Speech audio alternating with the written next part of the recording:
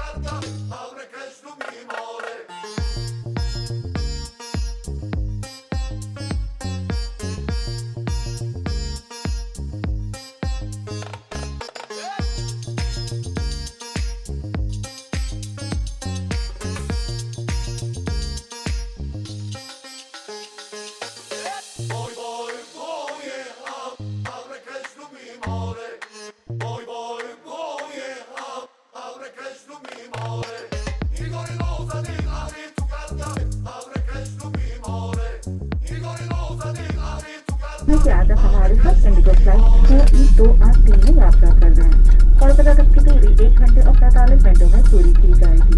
इस उड़ान के मुख्य विमानी कप्तान आदित्य भास्कर है, सह कप्तान हरिवंश सिंह है।